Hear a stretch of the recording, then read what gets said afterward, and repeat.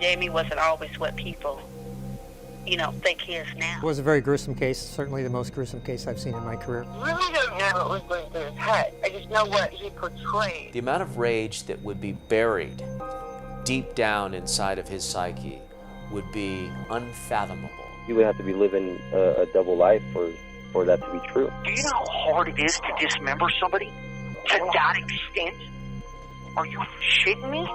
Like, the cops told me it was the worst thing they've ever seen in their life, and it's gonna haunt them till the day they die. This only happens in the movies, This doesn't happen in real life. I remember everything.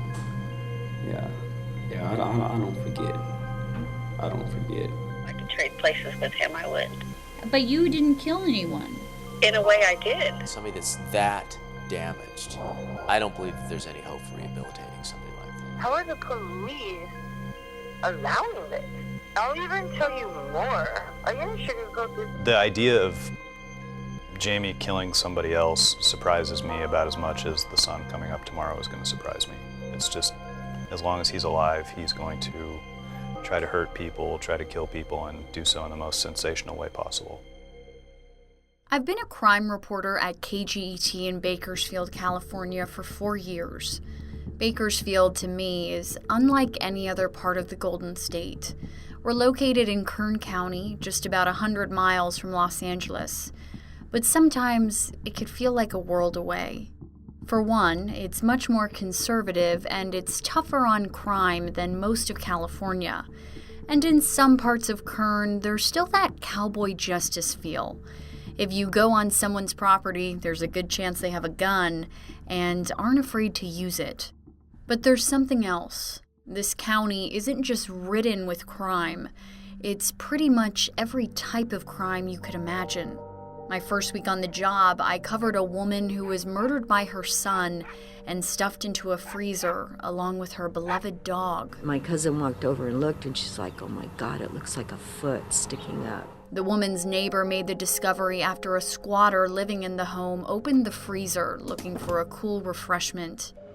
Then there was my first murder trial, covering the killing of a husband and father working at an isolated rail yard. An admitted, cold-blooded, calculating killer who stalked her husband and killed him. The case exposed secret lives of wife swapping, poisonous pudding, and a very religious young firefighter who fell in love with an older, married woman. Rob needed to die. Then there was this. It looked like somebody had taken a mannequin, removed the head of the mannequin, and then just posed the mannequin on a dirt road. Headless, thumbless Jane Doe, a still unidentified murder victim who we call the mystery woman in the vineyard. And I remember looking at the detectives and the sergeant on scene and the coroner investigator who had arrived on the scene, and we were all kind of just speechless. We were just kind of looking at each other, trying to get our minds around what we were looking at. It was that surreal. In Kern County, murder is everywhere, which means, sadly, it takes a lot for a case to stand out to anyone, the public, cops, and reporters alike. But there's one case that I couldn't forget about even if I wanted to. It's consumed me, and frankly, at times tormented me. What I know about the case, or rather, the killer, is a story my station and I have wrestled with for years. We'll get into the reasons why later on. We're sharing this story now because of recent events involving the admitted killer. Whether we like it or not, he's made it impossible for us to turn our backs on this story. We warn you now, this story will be disturbing. I'm Olivia LaVoice. This is The Man with 1,000 Faces. I was still a fairly new reporter the first time I heard about Jamie Osuna. It was spring 2017. He'd been locked up for 6 long years, awaiting to stand trial for murder. By this time, he'd been forgotten about by most of the public and news reporters. But this particular week in March, he was the topic of courtroom chatter amongst court clerks and attorneys. An old source brought up in passing that the trial was finally scheduled to begin for Bakersfield's most evil killer. The source called him the real-life Joker. In the coming years, I'd find that to be even more true than anyone thought. Anyhow, hearing this didn't sound right to me. How could I not know who this guy was? Hello, I am calling from the El Morocco Motel. And I found there's a lady that stays here at the motel, and my cleanup guy went in the room and saw her all stabbed in the back. She's dead, I think. Oh my gosh, what room is it, sir? This is room number 19 at the El Morocco Motel. The victim was Yvette Pena. She was 36 years old, had 6 children, and was essentially a complete stranger to Osuna when he killed her. It was a gut-wrenching story, but still, in this town, it faded from headlines quickly. After leaving the courthouse that March morning, I did something I do regularly. I faxed over a jailhouse interview request, an act that often feels pointless. 99% of people, especially accused murderers, say no, but my news director, Michael Trihey, has a policy. If we're talking about someone accused of a crime, they get the chance to defend themselves. So we always ask. And after his arrest in 2011, Jamie Osuna was the 1% who said yes to an interview. How do you spell your name? But that interview, done with another reporter, was brief and typical. I'm innocent. He said what they all say. And now, as I sent a second request 6 years later, I realized it was the Friday afternoon before his scheduled Monday morning trial. My chances were slim to none, but it was a rare slow news day. I had time, so why not? And when the fax came back with the yes box checked instead of no, really, I couldn't believe it. This would be my first jailhouse interview with an accused murderer, and I was naive as hell. I walked into the jail with a piece of information about the murder I thought Osuna would never know was coming.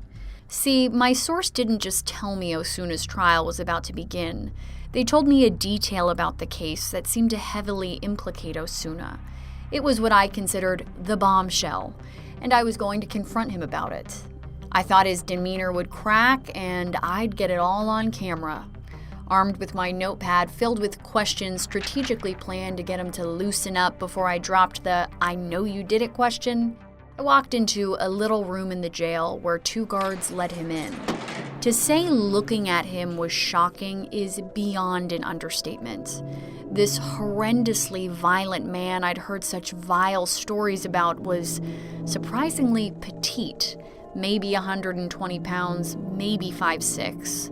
But his face, looking at Osuna, is like driving past an awful car wreck.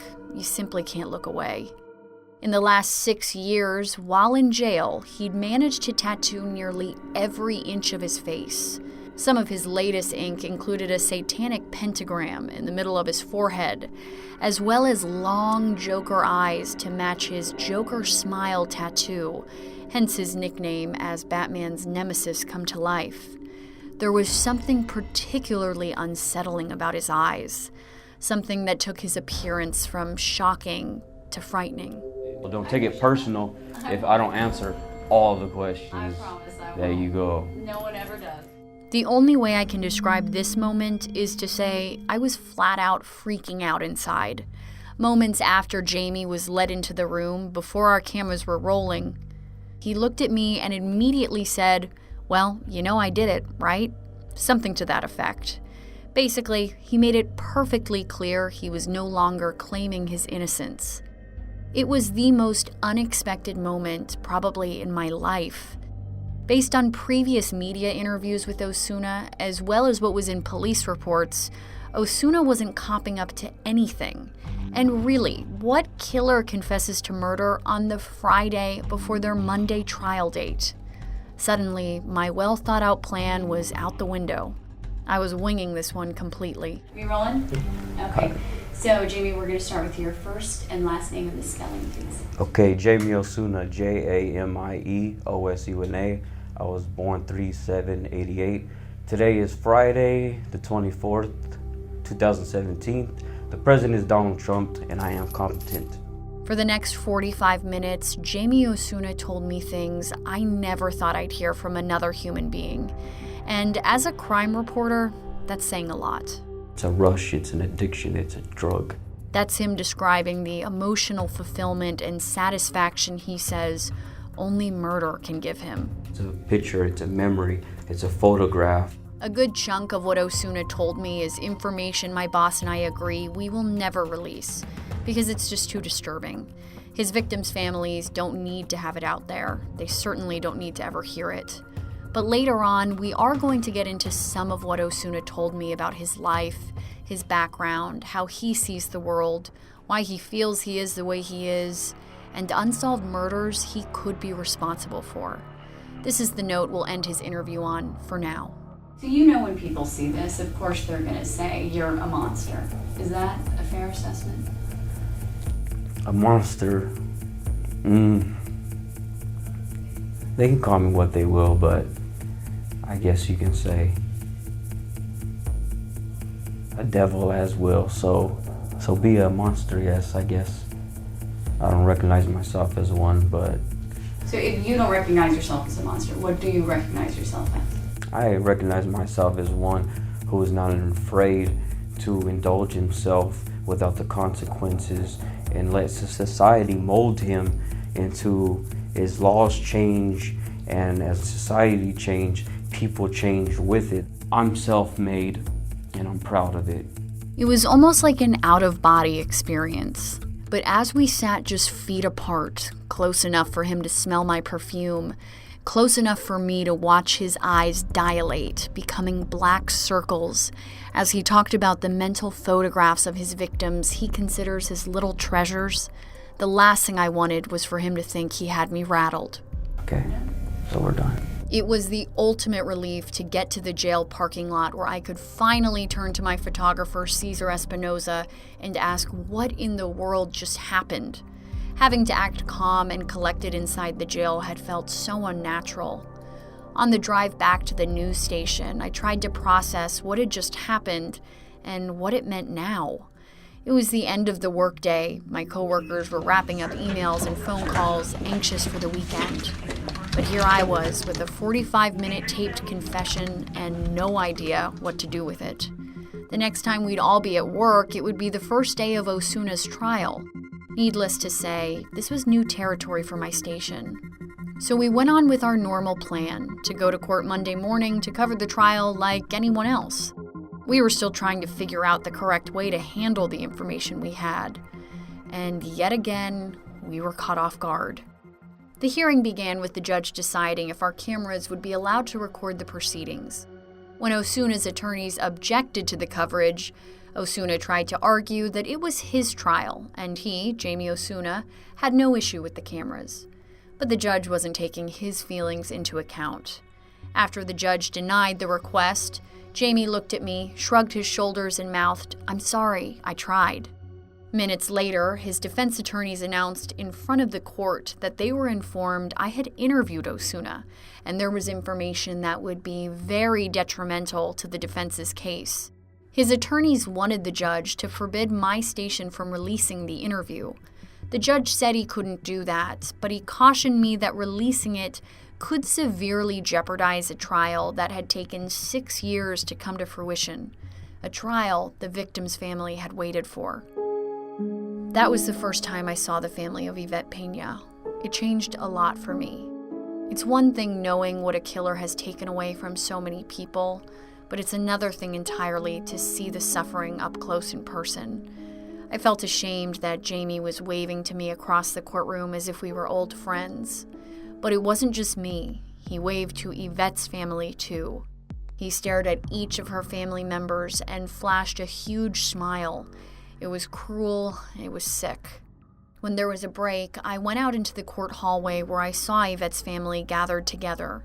We made eye contact, and they quickly looked down as I started walking up to them. I was pretty sure I was one of the last people they wanted to talk to, especially as it seemed the trial could possibly be in jeopardy since I had just interviewed Jamie. But I felt I had something important to tell them. During my interview, Osuna told me he wanted to just plead guilty, get it over with, but his attorneys were fighting him on it. Osuna explained to me the argument he gave his attorneys. Don't think about me, think about the family, think about her friends and her relatives They don't want this case to keep going on and on and on and dragging on and on and on. They want some closure. Every court date, every hearing, the family has to get up and get dressed and go to court. They have to relive through it. You don't regret anything you've done, you wouldn't change anything, but you sound very sympathetic towards her family. No, what it is, it's not sympathetically, it's logic. It's logic and understanding both sides.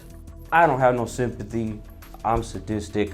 I really don't care. I'll do it and I'll do it again over and over and over. So Osuna supposedly wasn't willing to plead guilty because he felt it was the right thing to do. He said he was just sick of jail, preferred prison, and was sick of waiting to get there. He knew he wasn't getting out. But despite his motive, I felt the family deserved to know that he had confessed and was willing to plead guilty. Because frankly, Osuna was right. Yvette's family was suffering. They'd gone through dozens of court hearings with Osuna before, but a trial would unveil horrific crime scene photos and details of violence no one should ever have to hear about their loved one. So I told them. By the end of the day, a plea deal was worked out. It was something Yvette's family had known was an option over the years, but being there that day ultimately made them realize skipping a 3-month trial was the right decision for their family. The murder that was committed in count 1 was intentional and involved the infliction of torture. Do you admit that allegation? Yes, 100%. So the death penalty was dropped. It was the only way to avoid a trial and let Jamie plead guilty. It's not often, even as somebody who prosecutes murderers for a living, that I come across somebody who's just plain evil. You could see it all over prosecutor Nick Lackey's face. Waiving death wasn't easy. If anybody deserves the death penalty, Jamie Osuna does.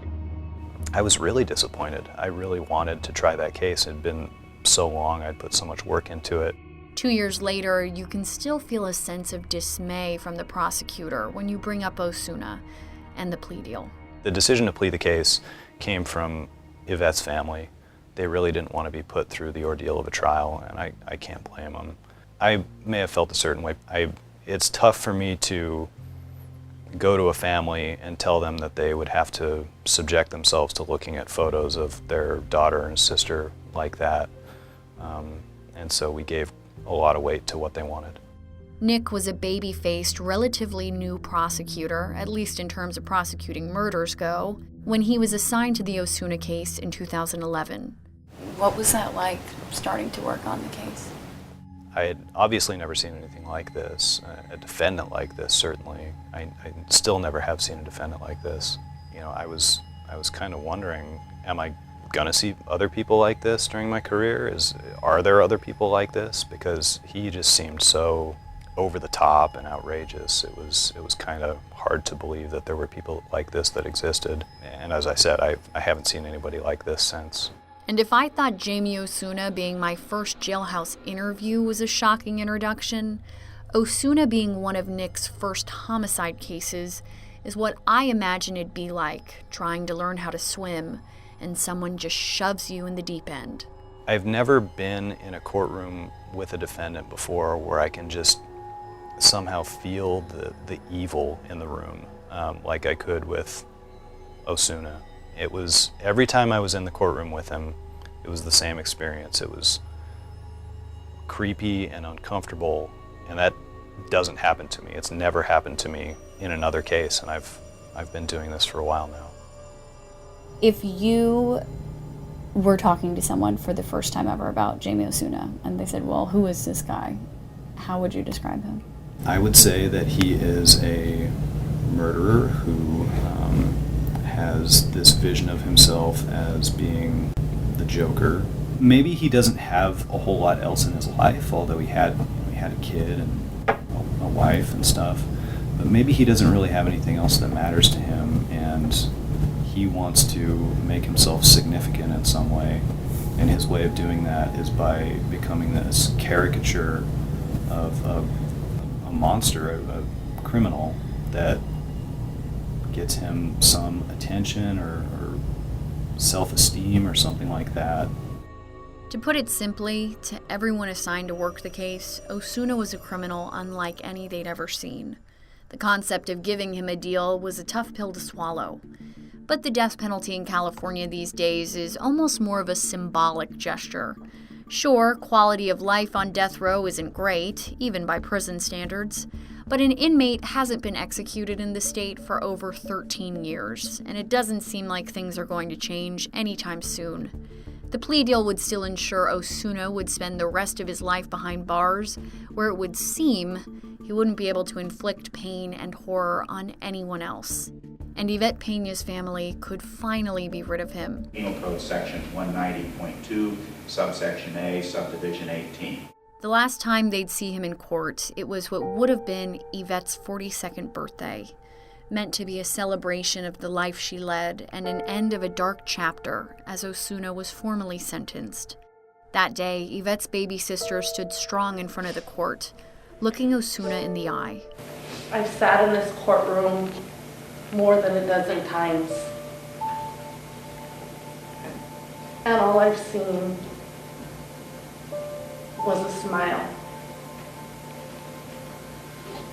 I can't control anybody's actions or their emotions or feelings on what's happened, but I do hope that one day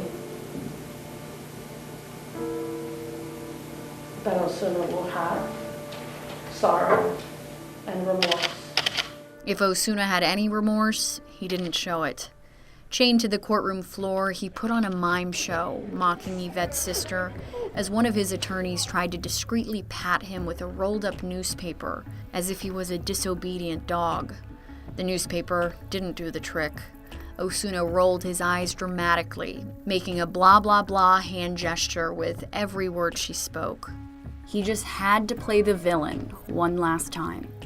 When Yvette's family filtered out of the courtroom, the second they knew they were out of Osuna's eyesight, they let out giant sobs. Sobs of relief and pain that would linger for a lifetime. Most were too emotional to talk, especially on camera, but Yvette's aunt wanted people to know just how loved she was. Yvette was a very beautiful person, very beautiful. If you met her, you would love her. Her laugh, her smile, her beautiful green eyes. We're not going to talk about what Jamie Osuna did to Yvette Peña. Frankly, the details are just too horrific. Her family, including her children, can't escape it. For a while now, it's felt like Osuna just won't let them. After my interview with Osuna, I wanted to try to understand him. I wanted to know if he was born this way or if he was a product of his environment. I wanted to know if he was telling the truth when he looked me in my eye and told me he was responsible for other unsolved murders. I spent some time looking into it, but ultimately, after Osuna was sentenced, my station and I decided to more or less give it a rest, to shut the book on Osuna. We did this in part to try to give Yvette Peña's family some peace, but also the entire community. Did anyone really need to know about Osuna's thirst to kill and the hole in his heart he hoped murder would fill? We thought, no. Some things are just better left unsaid, or in this case, unreported. Jamie went to prison and the newsroom went on with our usual business. Almost exactly 2 years later, March 2019, I was taking my first real vacation in years. Well, as much as a Florida family reunion can feel like a vacation, that is. It was the first night. I'd spent the day traveling, it was late, I was exhausted, and got into bed. Just as the lights turned off, my phone lit up. It was Yvette Peña's sister. She had a horrifying message to relay. Jamie Osuna had done exactly what he told me he would 2 years earlier. He'd continue to kill as long as he was alive, even from behind bars.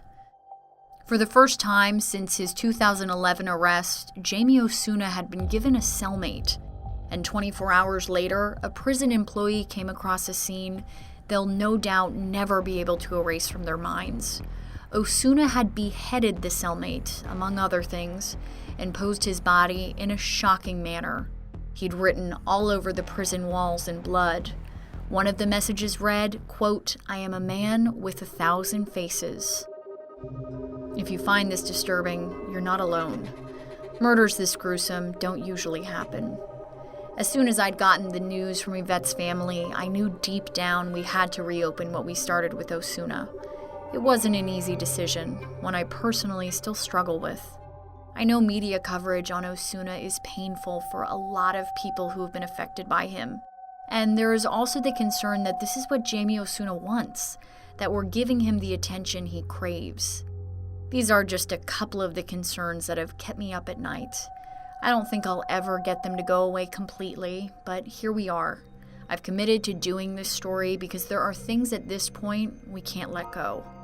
We need to know how Osuna was able to commit such a brutal murder yet again, after telling me on camera he'd never stop killing. We need to know if he really killed others before Yvette Pena. And there's still a part of me that wants to try to understand how someone could seemingly be so evil. Every attempt to answer that question led me down a path more twisted than the next. Every aspect of his life more puzzling and troubling than the last, including this. He was like Fatherzilla, Bridezilla, or Groomzilla, remember I told you? He was so into all of it. That's next time on The Man with 1,000 Faces. The Man with 1,000 Faces is written and reported by me, Olivia LaVoice. Marisol Maldonado is our editor and sound mixer. Additional editing for this episode done by Steve Womack. Patricia Rocha is our executive producer. Michael Trihey is our news director. For photos and bonus content, go to 1000facespodcast.com. Copyright Nexstar Media Group, Incorporated. If you like this story, please check out another project of ours, one we call Murdered and Forgotten. Our focus is identifying 2 Jane Does, both brutally murdered in 1980. We know who the killer is, but this story isn't over until we know who the victims are and can bring them home to their families. There are so many clues. Please go to murderedandforgotten.com.